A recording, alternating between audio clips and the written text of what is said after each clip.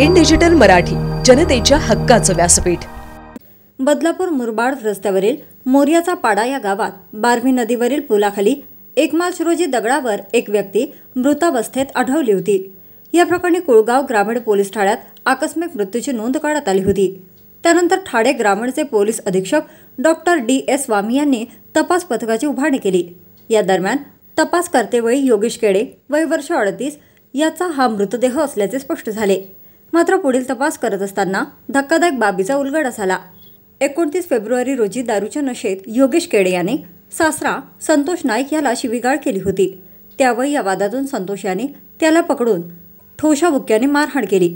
यावेळी मारहाणीत योगेश बेशुद्ध होऊन खाली पडला व त्यावेळी सासरा संतोष यांनी योगेशला प्लास्टिकच्या पिशवीत भरले। त्यानंतर ही पिशवी दुचाकीवरून घरापासून साधारण 7 ते 8 किलोमीटर अंतरावर मोर्याचा पाडा गावाच्या हद्दीत असलेल्या बारवी नदीच्या पुलावरून ढकलून नदीत फेकून दिले। मात्र यात गंभीर जखमी झालेल्या योगेशचा मृत्यू झाला। या संबंधित सासरा संतोष नाईक याला 302 गुन्ह्यांतर्गत अटक करण्यात आली असून उलट तपासणी केल्यानंतर त्यानेच हा गुन्हा केला असल्याचे कबूल केले आहे। सध्या संतोष कुळगाव ग्रामीण पोलिसांच्या कोठडीत असून येत्या 26 मार्च रोजी त्याला न्यायालयात हजर करण्यात येणार असल्याची माहिती कुळगाव ग्रामीण पोलिसांनी दिली आहे।